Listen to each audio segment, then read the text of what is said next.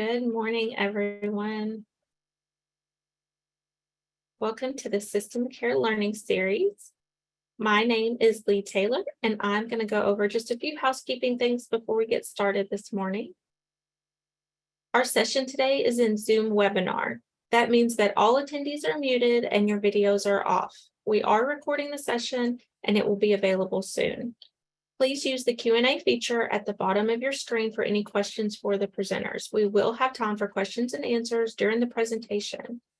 American Sign Language interpreters will be on screen throughout the session. You may change your view at the top of your screen, and we are also using live captioning this morning. If you do not see that on your screen, please click the CC button at the bottom. We know that there are going to be technical difficulties today, and we appreciate your patience as we encounter them.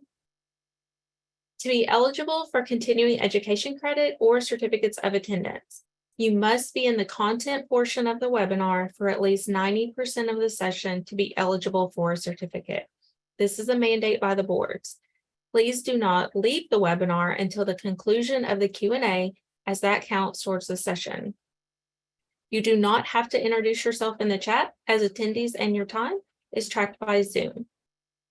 You must join the webinar with the link that was emailed to you. If you received the link from a friend or coworker, we will not be able to track your attendance and you will not be eligible for a certificate. If this is you, it's not too late to go register for the webinar and join with your link. And be sure that you're using the same email address to register for each session, as that is the unique identifier that we use to track throughout the learning series. By March 1st, you will receive an email from me that will provide a link to access the session evaluation, then your certificate. This is a screenshot of the landing page for the evaluations and certificates. You must complete the session evaluation to proceed to the certificate. And lastly, you are responsible for printing your own certificates. We do not mail or email those anymore. This website houses several years of the System of Care Academy, so if you lose your certificate, you can access the website to print another at any time. And now we're going to meet our presenters. Juliet Souders was the lead facilitator for the UK Human Development Institute's Project Scope, supporting children of the opioid epidemic, for the second and third implementations, which included trainings on research and interventions for providers who work with children who are born substance exposed and their families. She has a degree in human development and social relations from Earlham College and is passionate about supporting children, parents, and families in strengthening attachment, creating responsive relationships, and building self-advocacy. Currently, she is working on her MS in Strategic Human Resource Management and Analytics at the University of Kentucky. Caroline Gooden led the UK Human Development Institute's Project Scope for 3 years, which delivered training in a range of statewide experts in the care of children born substance exposed and their families. She has experience with child and family intervention, training, and technical assistance in early childhood special education. She works at HDI as a project director and the Kentucky LEND director. She has a family member with a learning disability, and she is an adjunct faculty at UK in early childhood. She is certified to train on early childhood screening and assessment, as well as early childhood curriculum, behavioral challenges, and fetal alcohol syndrome disorder. She received her PhD in educational psychology from the University of Kentucky in 2016. And next we have Amanda Metcalf. Amanda is the Family Leadership Coordinator for Kentucky's System of Care 5 grant. She is a certified family and adult peer support specialist who worked with her local community mental health center for 8 years. In that position, she collaborated with many System of Care partners: behavioral health, which includes mental health and substance use, juvenile justice, child welfare, and others. She supports families in navigating these multiple service agencies and empowers them to advocate for the needs of their children and themselves. Amanda is passionate about supporting, encouraging, and holding hope for families to recover and live the life they want to live. And now I'm going to turn it over to our presenters. Welcome, guys. All right, good morning, everyone. Caroline, you're going to share, right? So Leah, I'm not able to advance these. Oh, there we go. It went way too far. There we go. You don't need that. There we go. We are not seeing the slide yet. Oh, sorry. You will in a second. How's that?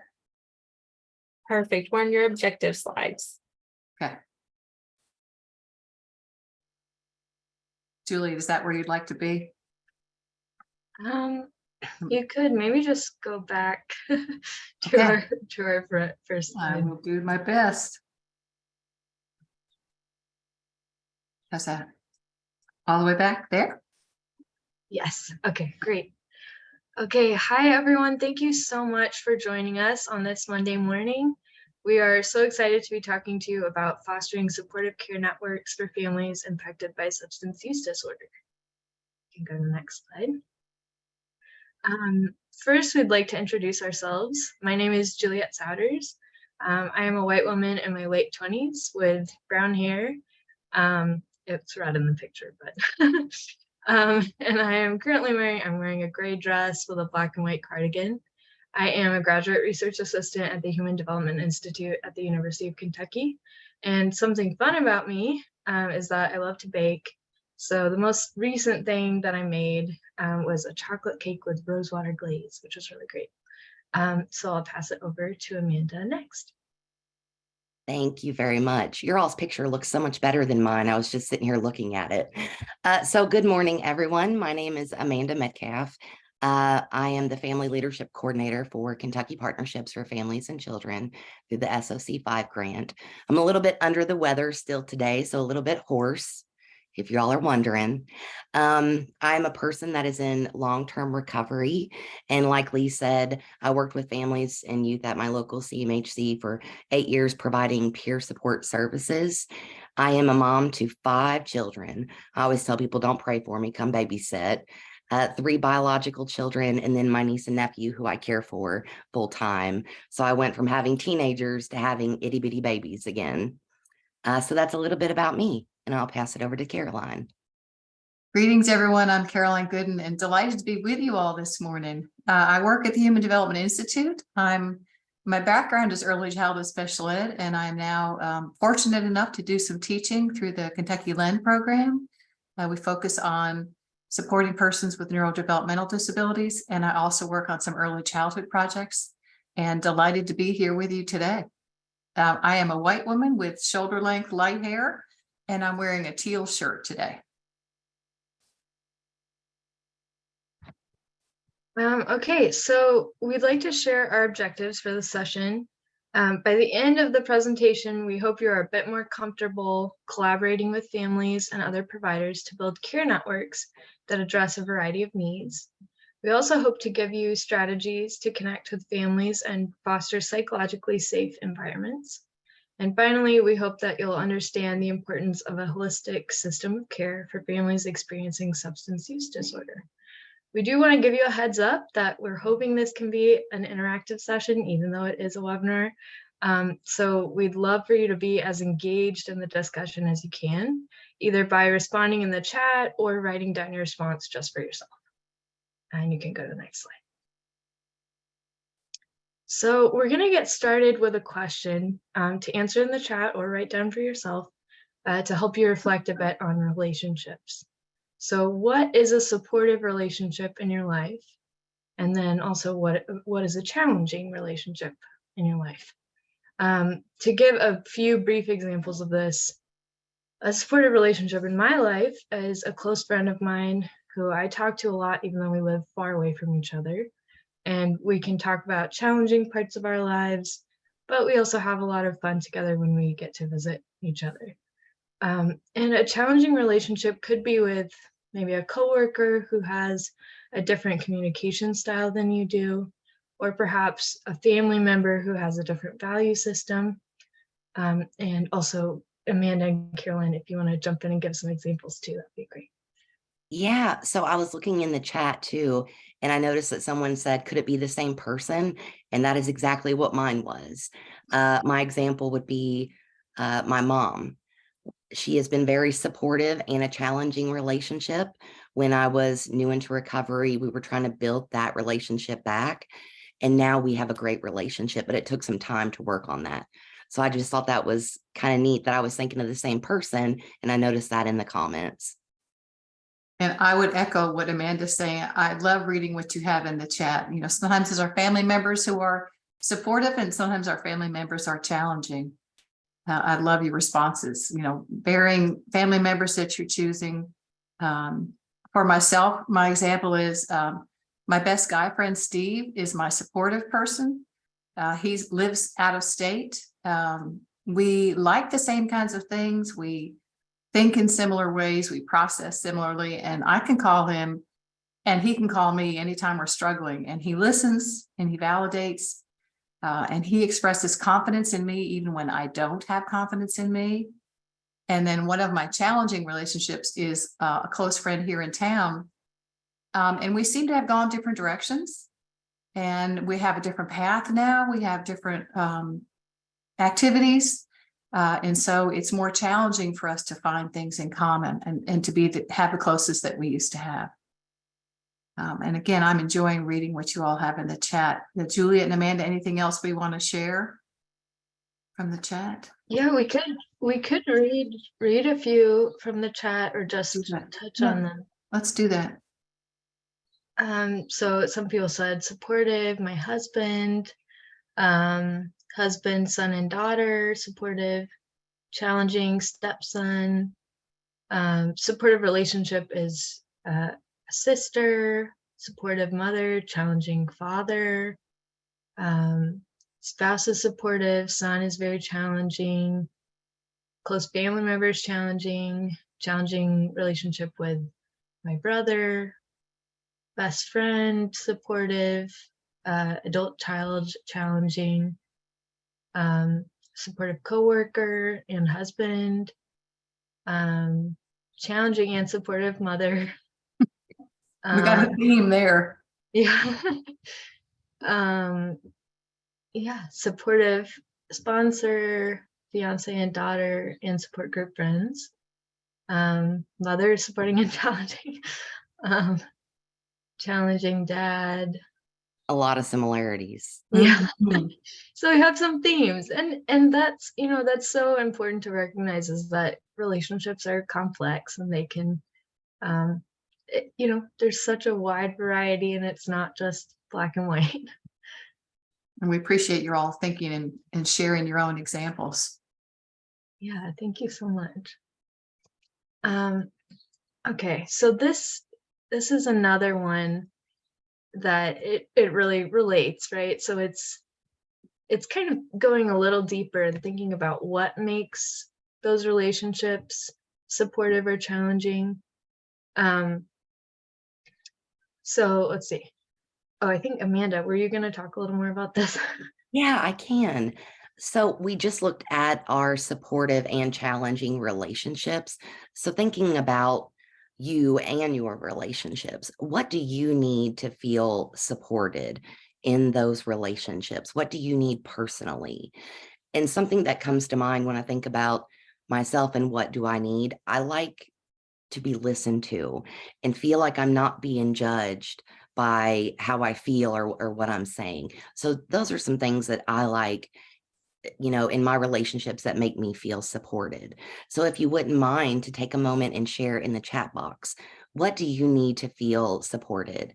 And Caroline and Juliet, if you all would like to jump in, what do you all need to feel supported?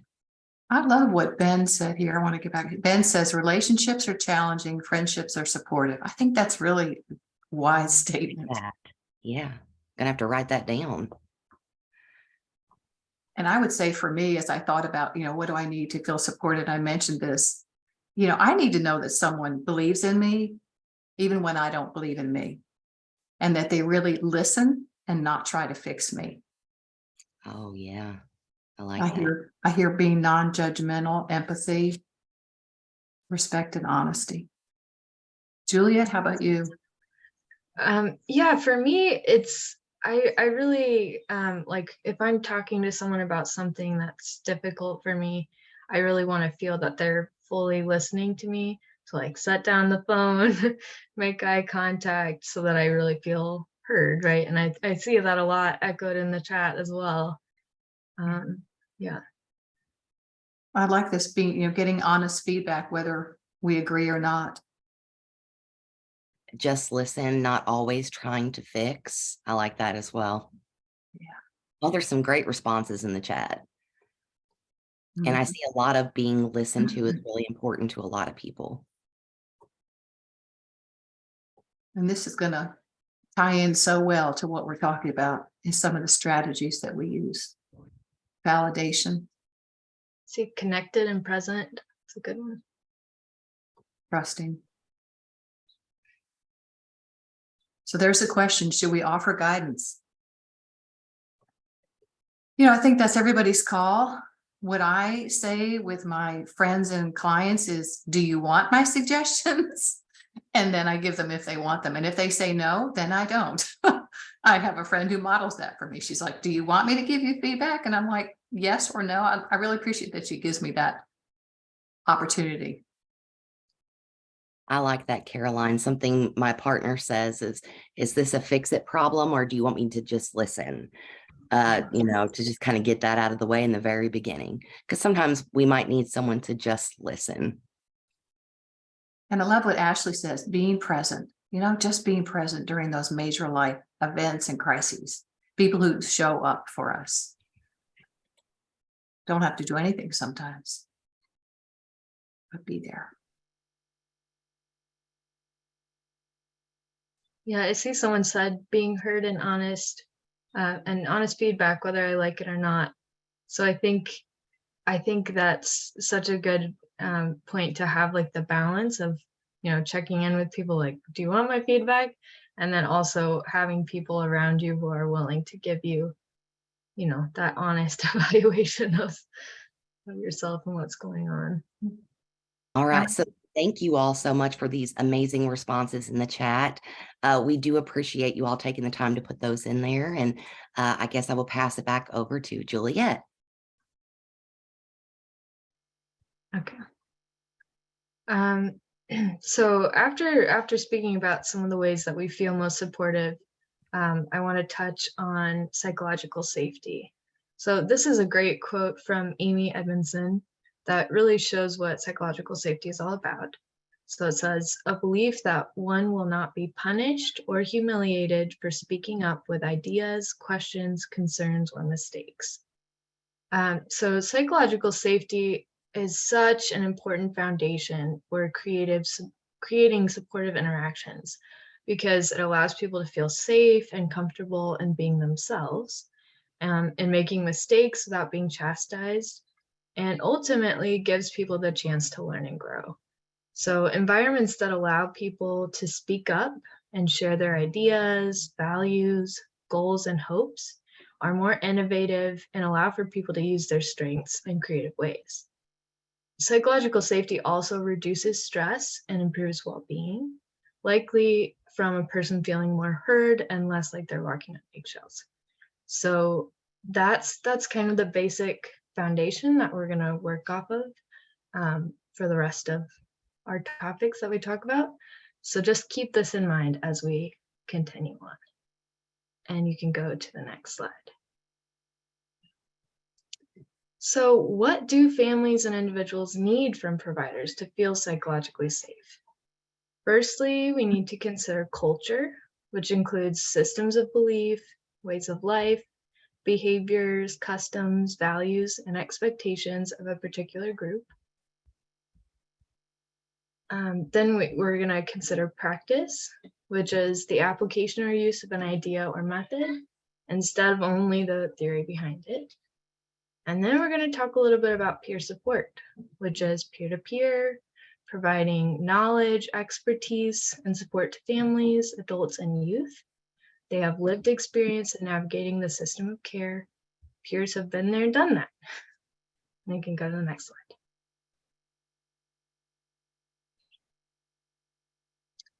Okay, so cultural considerations.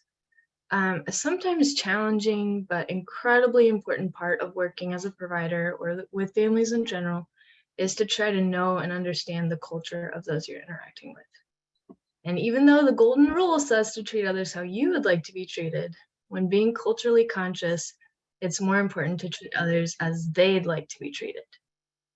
So every family, organization, and provider has a different culture that they're used to. So we can't assume that someone is coming from the same background that we are.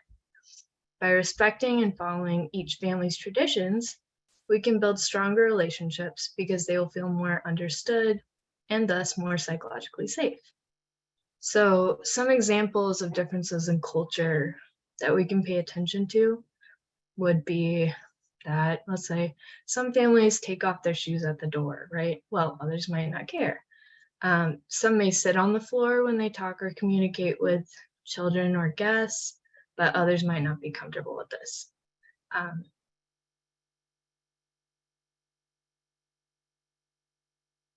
What, I think we may have just lost Juliet. So I'm gonna, you think we did, Amanda? I She's think having- we did. She's Yes. having, Lee, let us know if you see her come back. If I don't notice that, we'll keep going and we'll come back as soon as Juliet joins us. I think as you all entered comments in the chat, you get a sense for some of these cultural considerations that we're using. As she said, when I go into a family's home, I want to know and understand and respect whatever traditions they have. We want to get them known as people, not just clients. Folks are willing to receive help if we are respectful, and she might be back. It's Monday. It sure is. Juliet, let us know if you're back. There she is. No problem. I was really worried that was going to happen. It's okay. But I talked about the second bullet, Juliet, if you want to go to the third bullet. okay. All right. So let's see. Yeah, so I'll just kind of where I left off. Sure. So it's common in some family cultures, for example, to offer a guest food or drink when they visit. And it would be considered impolite to refuse. So understanding these differences and really paying attention to them as we connect with families shows people respect and paves the road for families to feel comfortable expressing themselves as time goes on. So, you know, having those connections with families and recognizing, oh, this is how you do things, and I'm going to open myself up to that, then it allows people to connect with you more fully and feel more comfortable actually talking about challenging things, which we have to talk about, right? So now I'll pass it over to Carolyn. Okay. Strategies and practice. So on this next slide, we're going to talk about some of the practice strategies that we use. And again, I'm going to come back to our theme here is supporting families with substance use disorder. And two of the main practice strategies that we use are interacting with acceptance. You've seen this as a theme through what we've already discussed and through your sharing. So we want to interact with our families and clients with acceptance, and we want to build on their strengths. We believe in a positive-based approach to helping families. So in terms of interacting with acceptance, I want to approach every single person I'm working with respect. I want to accept them where they are with no judgment. Each person has done the very best they can to get where they are. A person with a substance use disorder did not choose to have this disease, and they're doing their very best to deal with the life situations that they're encountering. We don't know the experiences that each person has gone through that brought them to this point. So I want to be respectful that they are doing the very best they can. No one knows what another one has gone through, as the picture in the upper right says. You don't really know what I've gone through until you walked a mile in my shoes. And we don't get to do that with each other. So I have to listen to my families and clients to see what their experiences are that brought them to this point. If they don't feel acceptance from me, they're likely not going to share with me what's really going on, which limits the amount that we can assist. I want to use their preferred language and their traditions. So if I'm going into a home that has a Sign language tradition, I'm going to do my very best to use sign language. If I'm going into a home that speaks Spanish, I'm going to do my very best to speak Spanish or bring an interpreter. So I want to use their language to communicate. And if I don't speak that language, I'm going to bring an interpreter so that they can be at home in their own language and in their own traditions. Also, we want to use a positive approach to every person that we interact with, build on their strengths, right? Instead of highlighting the negatives, which none of us need to be reminded of our negatives, we want to build on the strengths. So I want to find the positives in every person. Every person has strengths. Every person has positives. I mean, they've survived to this day, right? I want to celebrate their victories no matter how small. So I might have a client who's gotten, has been their first week of sobriety. They've gotten 7 days of sobriety. That's a victory. And no matter how small the victory, I want to celebrate each one so that those victories can build. Same as us, when we're trying to make a major change, even a small victory is moving me in the right direction towards change. I want to let my clients determine their goals. They're not going to work on something that I suggest if it's not important to them. So I need to know what their goals are for progress and walk alongside them on those goals. When I work with families, I ask them what are their goals for their children or their grown children. And that's where we start. And then lastly, it doesn't do any good to harp on the negatives. We know what's not working. It's really not helpful. What is helpful is for me to look and help them see the things that are positive, the things that are moving in the right direction for change. Amanda. Yes, thank you so much. So let's take a look at peer supports and what they can do for the families and youth in their communities. So first, peer support is peer-to-peer. It is an equal partnership. They have lived experience. They are experts in lived experience. My friend Barbara Green says she has a degree in lived experience. They are great navigators of services. Peer supports have navigated through these systems and services, and they can help their families and youth do the same. They help with accountability. A lot of times peer supports can say things to families that maybe professionals cannot say. So they have that ability to do that. They build great partnerships with community partners. They also model recovery, not only to families and youth, but to the community partners that they sit around the table with. And they have knowledge about their communities. They are well aware of the services and supports in their communities and what services would benefit their communities. And then the biggest one for me personally is holding the hope, being able to hold hope for families and youth as they navigate this system and go through the system of care. They are able to say, I made it through this, you can too. And I'm going to hold that hope for your family until you can hold it for yourselves. Next slide, please. All right, this is me as well. And I'm going to introduce us to the next section that we're going to talk about is looking specifically at three groups, three groups of tools that we use to promote the psychological safety of our clients and our families. And I ask you to continue putting your ideas for these tools in the chat. We love getting your feedback on this. So we're going to look at three major buckets of some of the tools that we use to promote this psychological safety, which is really the theme of our discussion today. We're going to look at person-focused approaches, a welcoming environment, and stories of hope. So we're going to look at, first, we're going to talk about what is person-focused approaches, and then Juliet will guide us in welcoming environments, and Amanda's going to talk to us about those wonderful stories of hope. So I'm going to start by looking at our person-focused approach. And I would say, as we talk about person-first language, we've all been educated lately that there are two ways to talk about people with conditions. And what I do now is I always ask the people that I'm talking with, do you prefer person-first language or do you prefer identity-first language? And what I do is I ask, which way do you want me to identify you? Do you want me to say that you are a person with a substance use disorder? Or do you want me to say, for instance, as some of my friends who are autistics, they like to be called autistics. And so I ask, what language do you prefer that I use? If I don't know initially, I always use person-first language because we are humans first with conditions later. I am not just my disease. I am a person with a disease. And so it's really important to use the respect person first language. I'm a child with, I'm an adult with, rather than assuming that I'm completely defined by my condition. Again, there are exceptions, as some of my friends who are autistics will tell me. So I always ask.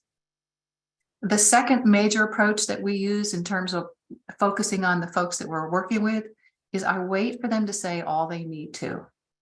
You know, I ask a question and then I wait, give wait time, allow them to say all they need to say. If I'm constantly interrupting when I ask a question, what I'm saying to them is I don't really want to hear what you have to say. And if I'm going to effectively help a client, I really need to hear all that they have to say. So I want to wait. I want to give that wait time and let them say whatever they're going to say. You know, I have some folks that I work with who it takes a while to get their thoughts together. That's okay. You know, we can pause and let them get their thoughts together. There's no rush. So I like to wait and let them say everything they need to. And then I say, is there anything else you want to say before I respond? Give them that opportunity. And then I repeat what I heard for accuracy. Because oftentimes I hear, or I think always, we hear with our own lens. So I'll repeat back, I heard you say this. Is this accurate? Is this what you said to me? And they'll correct me when I'm wrong, which is great. So I want to listen to what they say and then say, this is what I heard. Is this accurate? Yes, as Felicia says, we have to be comfortable with silence, right? People need time to process. Some people can process really quickly. Some people need time. Silence is, there's nothing wrong with silence. It means I'm respecting your need to think. And then I also want to again use their self-directed goals. It's most effective for us to have change if the person I'm working with tells me what their goals are, if they set their own goals.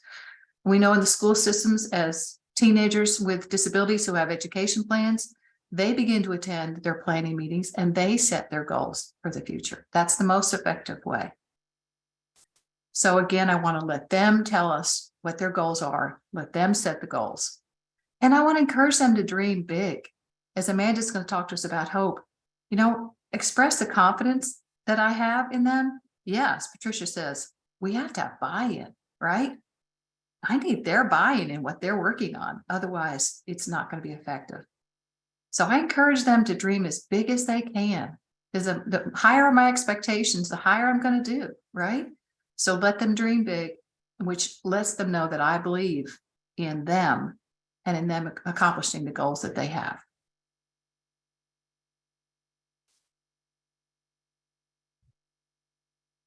Okay.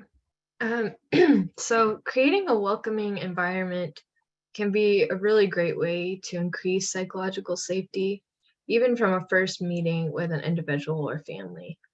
And there are a couple different ways that we can do this with physical space and also with the policies that we have. In terms of physical space, ways to add to psychological safety would be by creating spaces that are welcoming of all people and sizes and abilities. So this can mean having plenty of open floor space for walkers or wheelchairs, and offering chairs with and without armrests to accommodate people of different sizes. Also, offering choice through seating arrangements can be really helpful, as some people may feel more comfortable sitting across or diagonal from you. And in the beginning, people may want to sit a bit farther away from a provider for their own comfort. Because, you know, as we get to know people, we get a little more comfortable. But in the beginning, we might want some of that space, which, you know, shows like a psychological distance, but that helps with comfort, and that's really important. Having signs posted in common languages of families served is also really helpful, so that everyone can see, you know, simple things like, oh, where the bathroom is, or kind of explaining, you know, like where to wait and how to communicate with people like at the front desk or something. And also another way to do this is translating resources into multiple languages, because having those really valuable resources in different languages helps people feel seen and helps to pass on vital information that you may not be able to fully communicate only in English. Also, another factor would be maintaining a clean and uncluttered environment, since clutter can add to people's visual or physical stress. So it's best to keep things as simple and uncluttered as possible to have a calm and welcoming space for anyone who might walk through the door. Another idea is offering water and potentially snacks, since people have an easier time focusing and connecting when their basic needs are taken care of. And also, since a lot of families have children, if applicable to your practice, having books and toys for children available could be really helpful, because if people need to have their children there, or if you're communicating with the whole family, then having something to keep kids occupied will make the experience less stressful and easier for parents. And also, another thing is that a lot of times teens can get left out of that. So having materials that teenagers would like as well, like magazines or books or something, would be really, really helpful, so that they're also included in the family. So to look at policies, appointments can be made a lot more welcoming with the policies that we have. So allowing for flexible appointment times, since people have different work schedules or school schedules that they need to work around. And they're sometimes relying on transportation from another person. So it may really depend on someone else's schedule. So if it's possible for you to have a variety of morning, afternoon, or evening times on different days, then that is ideal. Of course, that's not always possible, but having that flexibility really enables people to meet with you more frequently and be able to show up in the way that's less stressful for them. And something that we gained from the pandemic was the ability to offer different appointment venues, such as online communication with video calls over Zoom, of course, in-person interaction, or appointments over the phone, which makes it a lot easier to communicate with people, even if they have those transportation challenges or limited time in their schedules.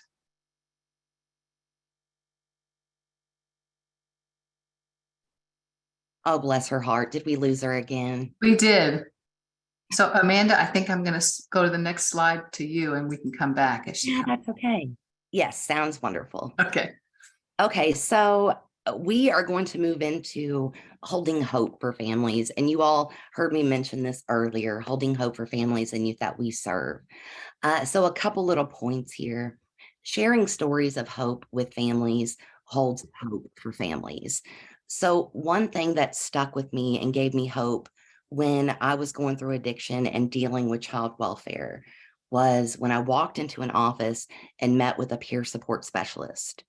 And she was able to look at me and say, you know what, I have been exactly where you are and I made it through it and so can you. And that was such a big thing for me in my recovery. Well, it's something I still talk about to this day, 13 years later. So that was a big thing for me.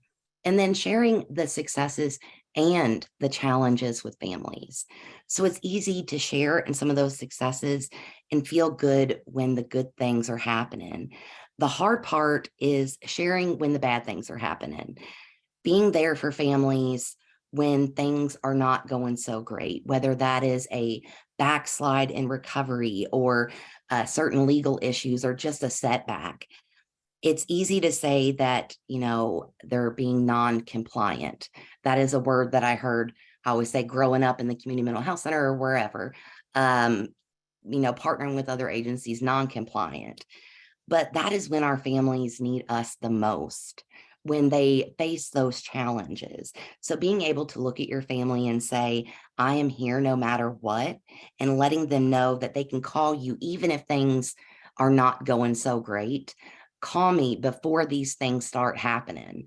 So it kind of opens up that line of communication, and they feel comfortable with, you know, getting with you before the bad things happen. And then being an advocate for families.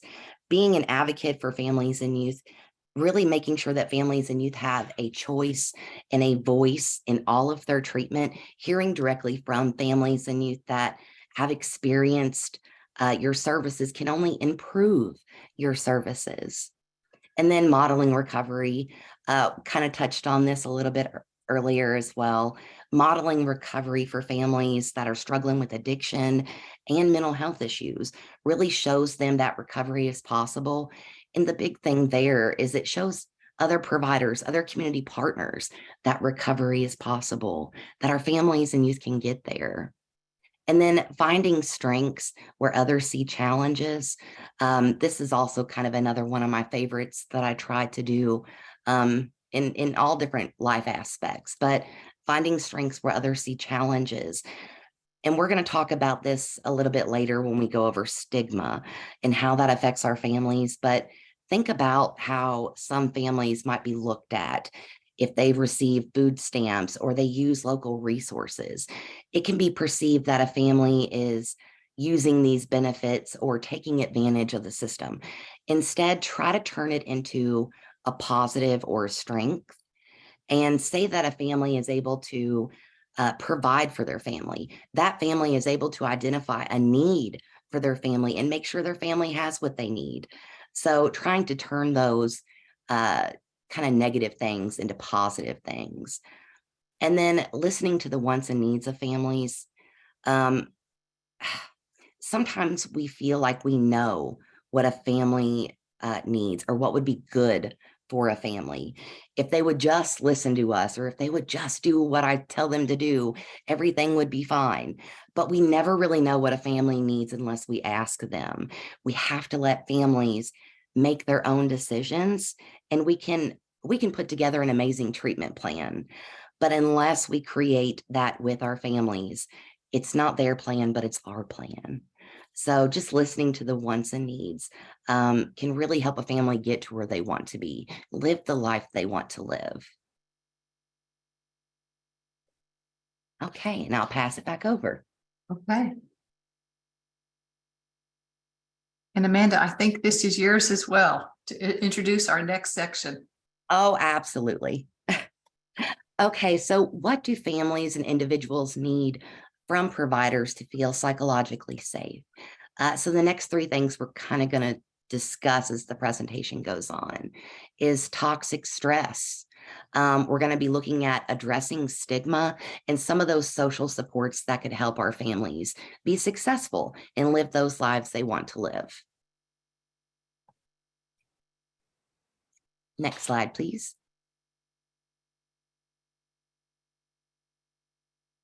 Okay, I'm gonna hope that it's gonna hang on for me. We'll see. So there are three main types of stress that we experience in our lives. And when we're working with families and individuals who have been impacted by substance use disorder, we just need to consider the effect of toxic stress on health, behavior, and emotions. So the first type of stress is positive stress, which would be a short-term stressor that actually helps bolster coping skills and confidence when someone is supported through it. So an example of this could be learning to ride a bike. So let's say a child or even adult is learning to ride a bike, and that's something that can feel really scary in the beginning because it's new and it requires, learning to balance while moving on something that's high off the ground. But when someone has a supportive relationship, like a supportive adult who would help that child learn how to ride the bike, by being consistent with them, holding on to the handlebars or seat while they pedal, encouraging them when they're successful and when they fall, and ultimately cheering them on when they finally ride on their own, then they're gaining that confidence and those coping skills as they learn. And so that's like a short-term stressor that ultimately results in something positive. The second type of stress is tolerable stress, which is the body's response to a more serious stressor like an injury, a long-term illness, or a natural disaster, where a person really needs a supportive relationship to be able to work through the stressor. So, for example, with a natural disaster such as a flood or tornado, maybe someone lost their home or has been displaced in some way. Maybe they have, traumatic memories from the event. But by having a supportive relationship that can help them talk through the event, understand what happened, and also help them receive any medical or mental health care that is needed, a person is able to work through the event and ultimately recover from the stress. So without a supportive relationship present, that tolerable stress could turn into toxic stress because they would have those long-term effects instead of having the chance to work through it. And then, so now we'll talk about toxic stress. Okay, so toxic stress is the body's lasting response to long-term stress where there is no supportive relationship. And examples of this could be abuse, neglect, or mental health challenges where the supportive relationship is absent. And toxic stress has a lot of long-term impacts on an individual, including lowered immunity. So their body doesn't have the ability to fight off diseases or recover as quickly. There are also potential challenges with attention, with decision-making or impulse control. So executive function has to do with planning, and it's really important for being able to learn, in any like a classroom setting or just in general, because it gives people the chance to, have a goal and set the steps needed to get to that goal. And when you have toxic stress impacting your body and your brain, it's a lot harder to reach those steps and make that goal in the first place. So, and also with toxic stress, there's a higher risk of diseases like hypertension or heart disease.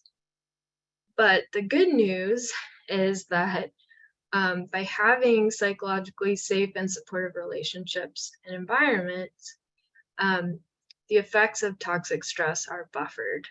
So we really have an opportunity as providers to add to individual or family support networks and reduce this toxic stress.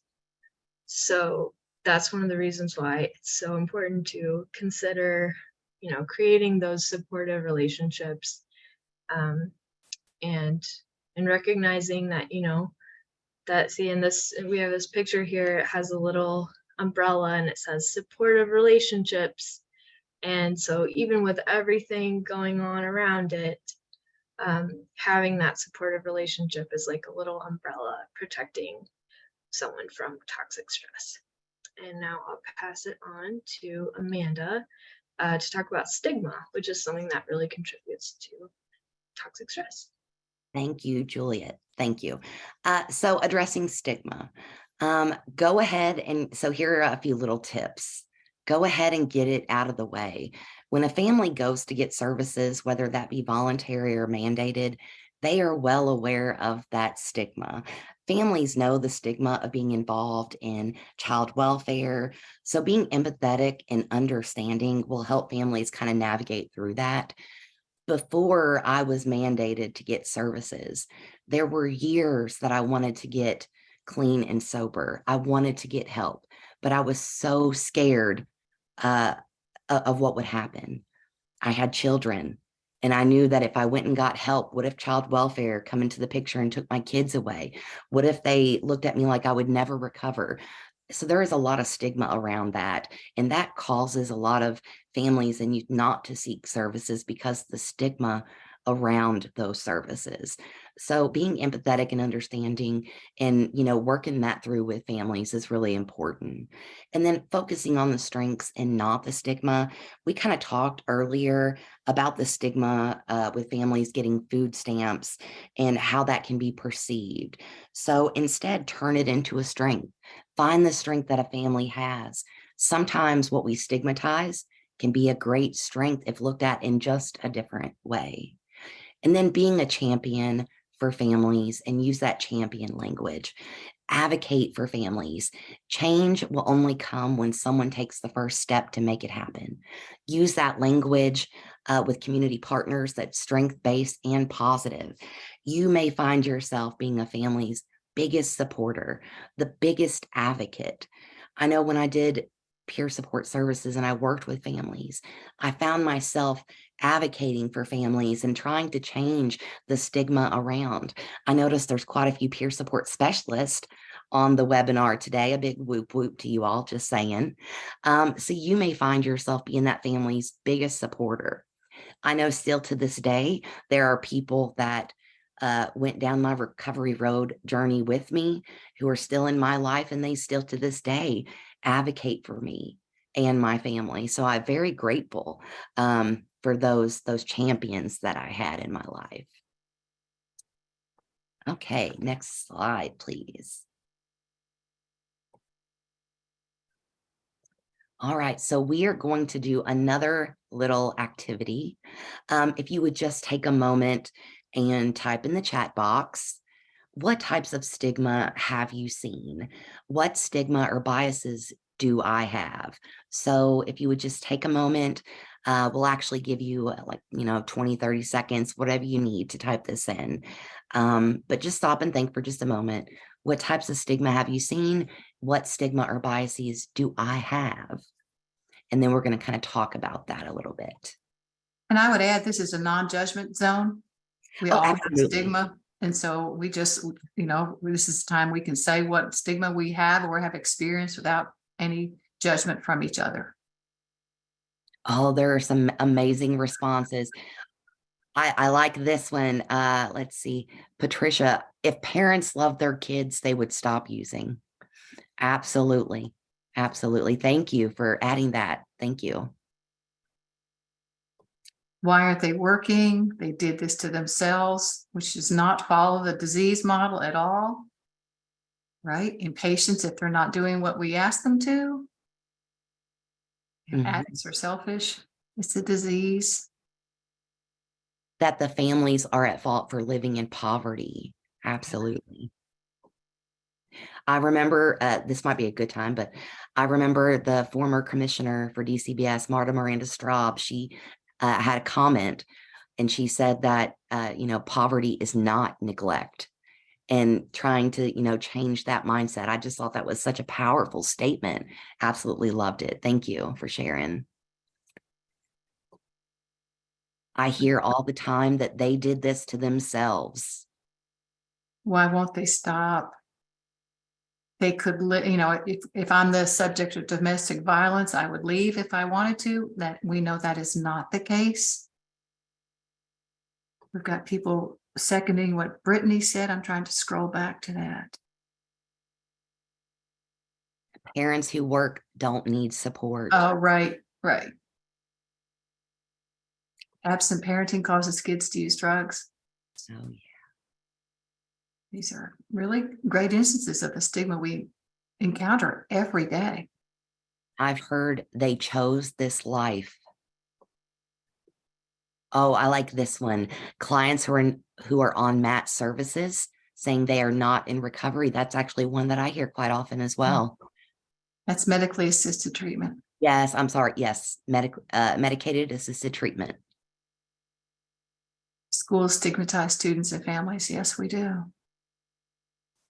Yeah. Chose the drug over their kids. It's not a choice. All addicts are responsible for their addiction and they can stop anytime they want. That's what a lot of people believe. And I know someone put in the comments, fear and stigma. Absolutely. Fear is a big a big contributor. That was one of the reasons that I was afraid to go get services, the stigma around it and the fear of what was going to happen to me.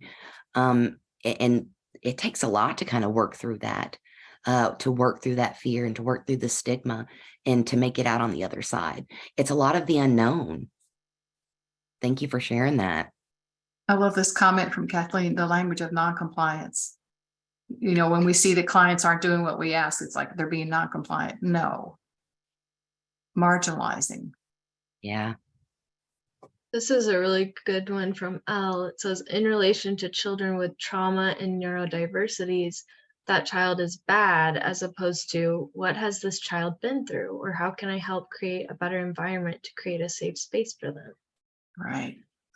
You know, that reminds me of Oprah's comment when, you know, when we experience trauma, it's like, what happened? Right? That's the question. What happened to you? People equate the issue with the value of the person. So true. Oh, they have money, they can't be an addict. Yeah. And here's relapse is complete failure instead of part of the road to recovery. Right. Now let's address this one. If you're taking medication, you aren't sober. Well, we know that medication helps us stay sober. You know, there's no fault in needing medication. Yeah.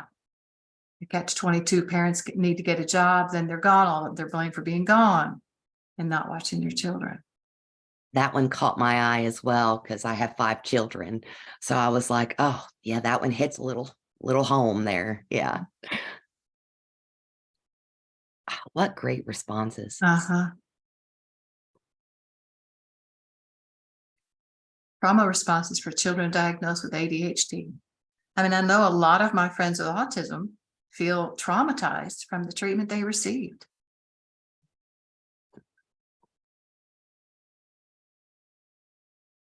I haven't done what they've done, therefore I don't have a problem. Ooh, yeah. Someone says, I have a grandson with autism, and in kindergarten, I wish his teacher took time to know him, not his behavior. Oh, yeah. That's a great one. Yeah. Wow. Yeah. Thank you all. Shauna has a really good point, you know, trying to explain to our children, you know, why the absent parent, how to understand addiction for a child, right?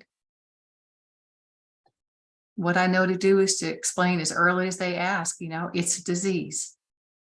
Your parent has a disease. Yeah, there's one. Shauna says she's in the autism ADHD IEP kindergarten battle right now. So we know that there's stigma from schools. Excellent comment to you all. Thank you all so much for taking the time to really put things in the chat box. There were amazing responses. I wish I could just screenshot and keep them all because these were some great responses. Thank you all so much. And I'll go ahead and pass it over to Caroline for the next slide. Thanks, Amanda. Before you go on, you actually had a comment entered in Q&A also. It Right. says, I was judged for being a single mom. Why did she work so much instead of spending time with her kids? If she would just whoop us, he wouldn't behave like that. Yeah. Yeah, Amanda, how do we answer that one when that comes up? I mean, it's true. What I would say is, you know, people have different values of how they discipline and of how we choose to, you know, spend our work time and our non-work time. It's not for me to judge how another family, you know, chooses to spend their time when they're doing their best to support their kids. Amanda, what would you say? I would just kind of echo what you just said, Caroline. And I kind of think about, I live in a rural area and I come from the culture of poverty and generational poverty. And I grew up with, you get whippings. You get whippings. So that was accepted in my family and in my area. And so that was a response I heard a lot with my own children. My own children have some mental health needs and my son has some educational needs. And we did not do that. So that was a lot of stigma against my family for not disciplining that way. And that was advice I got a lot. If you would just give him a whooping, he wouldn't act like that. Or, if you would just do this, then this would be different. So I kind of feel for you there. And even now, with my nephew that we took in, that I have custody of, he has a lot of trauma, and we have to kind of change the way that we parent, even now with taking in my nephew because of the trauma. We don't yell, we don't talk loud in the house. We always make sure there's food around for him because he was very food insecure. So we parent very differently. But yeah, that was just something that kind of caught my eye. That's what I grew up with. If you just whooping me, wouldn't act that way. So yeah. Yeah. Thank you for sharing that, whoever did. And Felicia's comment, a mom is judged if she works, and a mom is away from her kids, and a mom is judged if she doesn't work and stays home. It's true. We'll be judged either way we go. Yeah. All right, excellent thoughts. You all, anything else, Lee, in the Q&A? Just a follow-up statement that you don't just have to have an addiction to be judged about your parenting. That's for sure. Yeah. As parents, we get lots of judgment, right? And as a service provider, I try not to judge other people's ways. It just doesn't help to move people forward, to judge and to criticize. Great comments. So let's look at what are some of the sources of support that we use for when we're working with persons with substance use disorder. It can feel very isolating, right? To be deep in my disease can feel very isolating. And as we're providing support to folks, we want to talk about, what support do they have initially, and what support sources can we bring in that make sense to them. Some folks are more open to getting support from different groups. Some folks, as we know, are very opposed to getting kind of support, to saying, publicly, I have this issue and I need support. So I want to talk about some of the sources of support that we know that folks with substance use disorder rely on. And then I want to have you all, and you can start in the chat, indicate some of the sources of support that you know of that your families and clients use. So we know that recovery groups are a big source of support. There's a variety of 12-step in recovery groups all across Kentucky. That's a major source of support. I say to my clients, any place that you go that supports you works. Treatment centers. Folks will be an inpatient, they'll be an outpatient, they'll be in-state, they'll be out-of-state treatment centers. Whatever works for them for working on their substance use disorder, we want to support. Folks have medical teams who they rely on. They might have a primary physician. They might have a nurse who they really trust. They might have a social worker on a medical team. A variety of folks. It could be their MAT provider. It could be their therapist. Could be, whoever their pastor, for instance, whoever their medical team is that helps them get the medical services that they need. We want to look at the faith communities. Yep, definitely. Kimberly Al-Anon is a great support for families of persons with addiction. And it's in every county across Kentucky. Faith communities are a big source of support, especially for folks in rural areas. We find that faith communities are very important. And the pastors can be really instrumental in it's someone who someone first goes to, pastors, ministers. It's oftentimes who folks will go to first for support. Families have a whole different complexion for each person, right? For one person, their family might be their nuclear family. For some people, it might be a huge extended family. And for some folks, it's their family of choice, as we say in recovery. So whoever I define as my family is my source of support. And it can be whoever I choose to be my family, so to speak. We talk about school groups. We hope that school groups are supportive. Schools oftentimes will sponsor support groups for kids and adults. They have various special interest groups. They can refer us out to resources for support. So schools can be a rich center of support for folks. The family youth centers across Kentucky can support folks, children and families who are struggling with addiction. It may be that we have interest groups that are our sources of support. I might have a knitting group that really provides emotional support for me. I might be a big sports fan, And, people that went to Super Bowl parties yesterday, that may be my support group, my sports group. I might be in a book club, or I might be in a hiking club. That is folks that are like me, who support me in my life as well as in common interests. So I want to invite you now to indicate in the chat, what are some other sources of support that either you use or you see your clients using for social support?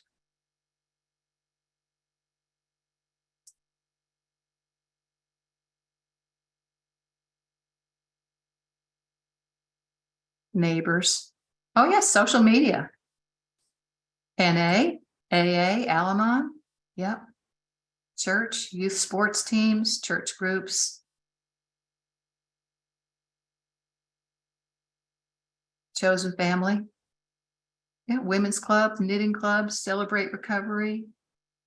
A barn family. There's another one for NA, art therapy. Group members, yeah. Parenting groups. Yeah, playing video games online can be support. Online support groups. There's lots and varied online support groups. Neighbors, 4-H, sports teams, mental health agencies, good one. Mental health local community clubs, faith-based local organizations. So you can see that there's a wide variety of social groups. Celebrate Recovery groups. Yes, and public libraries are often a place that have community support meetings. Good point. Libraries, crisis support centers, double trouble groups. That's a new one to me. You'll have to put what that is, Ben, in the comments there, because it's new to me too.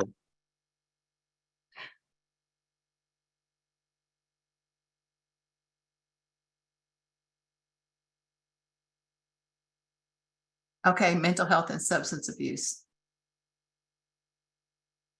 Oh, recovery ministry. Great, Haley. And the rooms and online 12-step support. Oh, yeah. And one of the person said that their son does 12-step work to further his own recovery. Books. Yes, good point. Start your own groups. Yeah, double trouble. You can recover from your 5-year-old twins. Yeah, that would be parenting support, right? Definitely. Mental health facilities. Absolutely. Inpatient, outpatient, veterans groups. Good point. It's great to see that you all have resources in so many areas, that you're thinking outside the box for what your folks, what our clients and families might need. Participation station. All right, you have to tell us what that is. Participation statement. Drug courts. That's a great place for support when it's positive.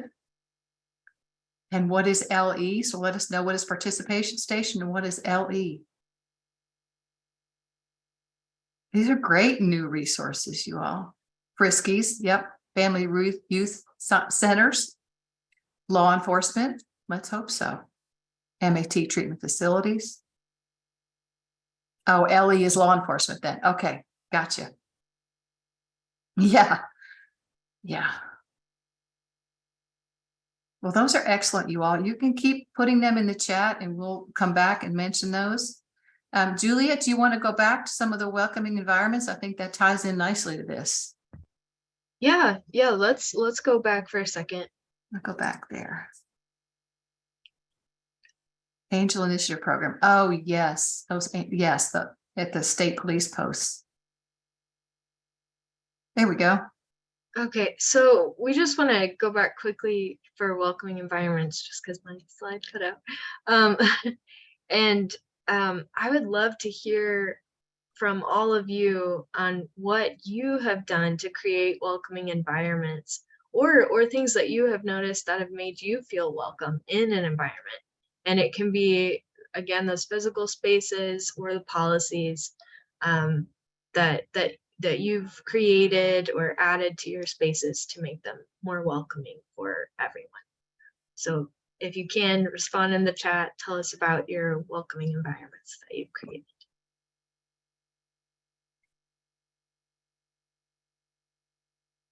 Okay, we got low lighting, natural lights. Oh, and from before, participation station is a place for people to feel safe and understood. People feel like they belong. It's great.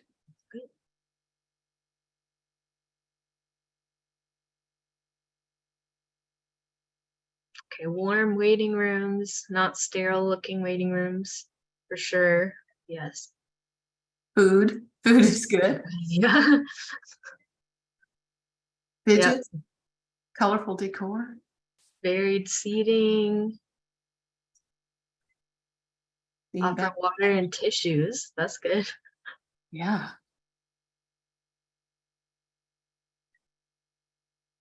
Yeah, home-like setting, snacks and water, natural lighting. I think that's really great because, you know, people don't always want to feel like they're sitting in a medicalized waiting room, you know, makes it a lot more comfortable and it's homey.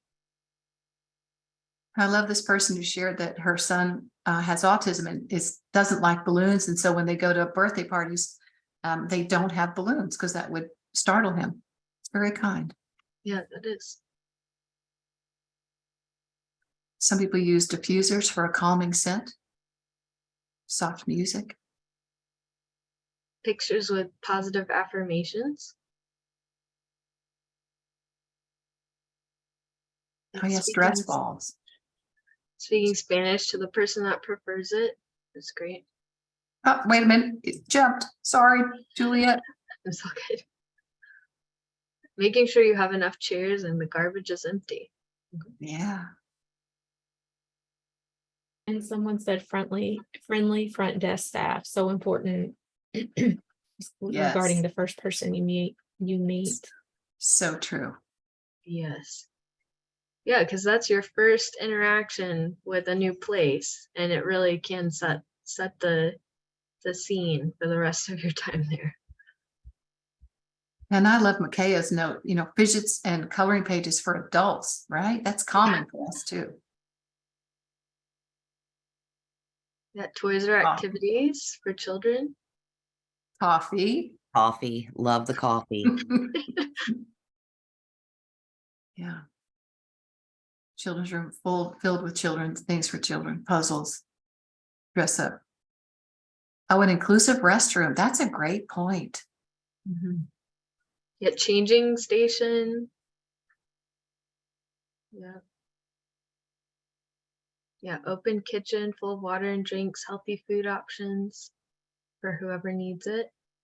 And the sensory room is something we're seeing more and more at conferences now. You know, there's a designated sensory room for people that need to go in and de-stress can do it. That's so helpful for some of us. Yeah, I actually saw a quiet room at a children's museum the other day, and I thought that was really great. Because then it's supposed to be like a quiet space where you can go if you're feeling overstimulated. Yeah. Size inclusive chairs like Juliet's got pictured in that picture there. Absolutely. Yeah.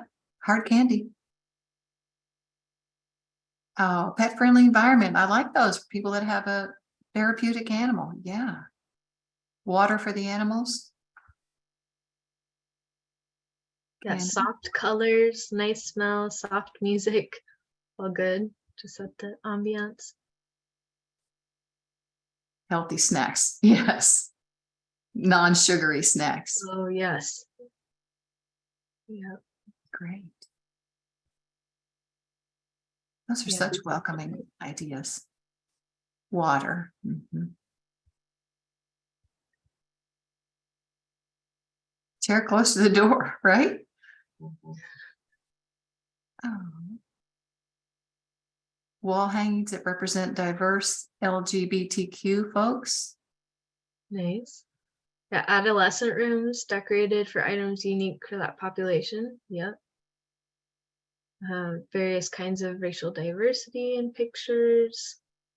Yeah. Decorating for holidays. Yes, that's very fun. Mhm. Acknowledge someone first, right? Make the first step to reach out and welcome them. Yeah. Asking if the door can be closed or not closed. That's a trigger for some folks. Good point. Yeah, that is Sure. really great. Great ideas. I'd want to come to these offices. Yeah, These do. sounds great. Julie, do you want me to move back to?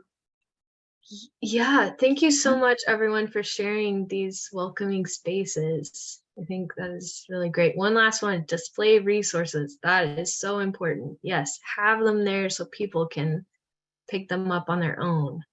I think that's really great. Okay, yes, you can go on. Okay. I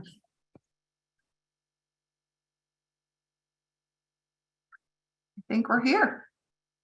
Wonderful. Thank you, Caroline. So, as we're kind of wrapping things up, we wanted to leave you with some solutions and future goals and kind of what's been going on in Kentucky with the family and youth driven movement. So, some things that we just kind of briefly wanted to touch on was the system of care. So, the System of Care 5 grant, and 5 stands for Families Involved, Valued, and Empowered. Really focuses on families that are involved in child welfare that are still in the home but may be at risk for removal. So something that super excited about that come about because of this grant was peer support centers. Peer support centers through Kentucky Partnership for Families and Children. They were able to put peer support centers in a bunch of different regions throughout the state. And what is really awesome and unique about these peer support centers is they don't have to bill Medicaid. So they are able to see families and youth that are in their communities that that might be a barrier of getting peer support services. So they're kind of able to fill that gap. Super excited about it. It was one of my passionate about the peer support centers. And then also we wanted to just let everybody know about Lead Kentucky. Lead Kentucky stands for Lived Experiences and Authentically Driven in Kentucky. And they are moving to make Kentucky family and youth driven, partnering with all of our system of care partners and community partners and having family and youth voice at the table and on the team to make this happen. So those are two things that I just wanted to share with you all, and I'll pass it over to Caroline to talk about Project Scope. So I just wanted to mention briefly, some of you participated in Project Scope. We ran 3 different series of Zoom meetings in 20, 21, and 22. There's a link there where you can access the sessions that we did at our most recent session. And you're welcome to reach out to Juliet. Her email is at the last slide, or to me, and we can direct you to any of the Project Scope resources. Scope was a community-based Zoom training session where we brought folks in from all across the state to talk about a variety of topics related to children who are born substance exposed. Our first series was a general series talking about all different topics related to substance use disorder and children with neonatal abstinence syndrome. Our second series was directed towards childcare providers. And our third series, for which you have the link there, was directed to service providers or people who really focus on the mental health needs of folks with substance use disorder. So it was a really great opportunity to bring people from across the state, from across disciplines together to talk about substance use disorder and children, the effects on children. So we encourage you to go to the Scope site and check out those resources. Amanda, do you want me to finish with the anti-bias training? Or do you want to take that one? Oh, do you want to do it, or you want me No, to? you can take it. I don't mind. I don't mind. So we put the anti-bias training on here. Just education increases understanding and reduces that stigma. We talked a lot about stigma today and how that affects the families and youth that we serve. Earlier, I talked about how stigma kept me from getting services that I know now would have been so beneficial to my family. So understanding that stigma, addressing it, and kind of helping others understand that around you. When you hear someone say something like the comments that were in our chat box, being able to, kind of be the one to look at it in a different way.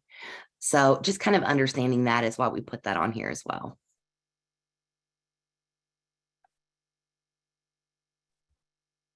Okay, and then just to briefly sum up what we spoke about today, by fostering psychologically safe environments and supportive relationships with individuals and families impacted by substance use disorder, we have such a wonderful opportunity to add to a holistic system of care, improve those social supports, offer resources, and reduce toxic stress.